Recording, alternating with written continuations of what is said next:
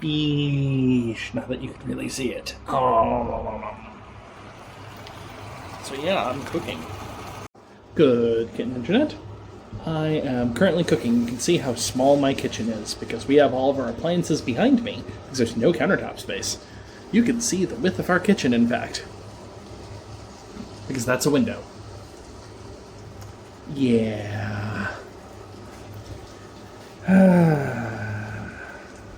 So anyway, today we've had an extra special occasion, which is that we finally got approval from the Danish government to buy our home.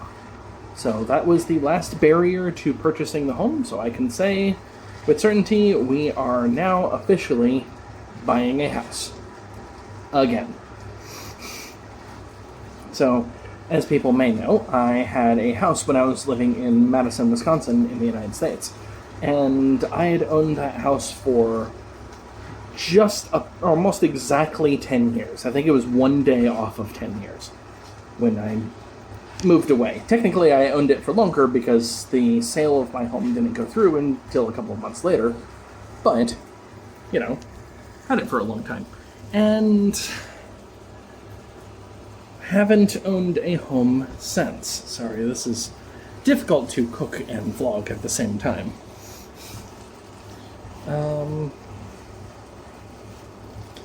So yeah, we've been renting apartments. We have been in 3 apartments now, 2 in Norway, 1 here in Denmark.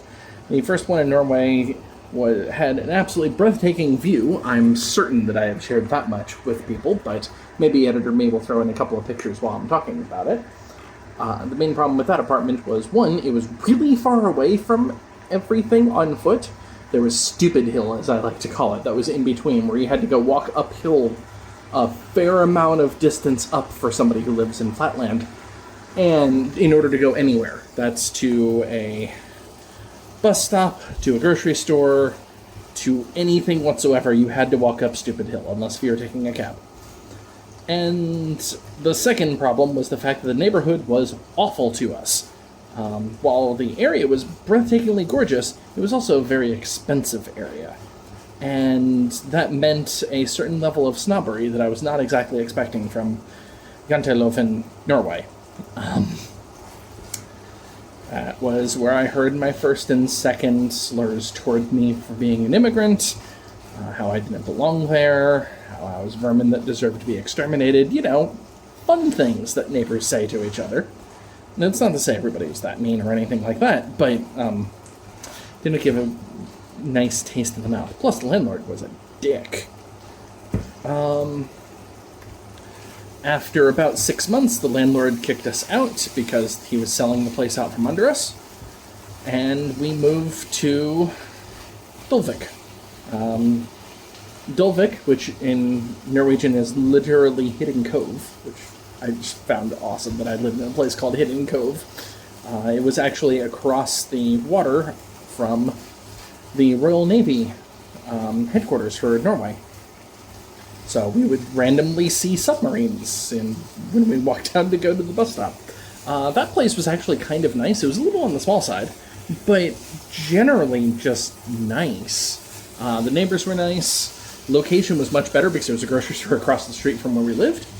And yeah, my only problem with it was we were paying rent, and I wanted a place to own so we can do things with the place. And also a bit larger would have been nice.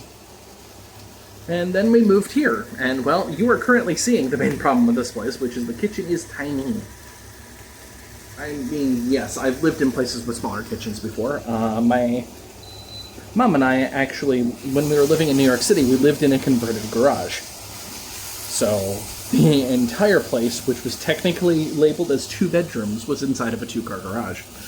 It's not exactly much space. So the kitchen was insanely tiny there. This is the second smallest kitchen of a place that I've lived in, and I don't particularly appreciate it. Location on this place is excellent, though. Like, we're nearby within an easy walking distance of 3 different grocery stores. I've already mentioned the 6 bus lines 6 buses in each direction per hour during peak. but it's no owning a home. Anyway, I might chime in a bit later because I need to pay attention to food. See you in a bit.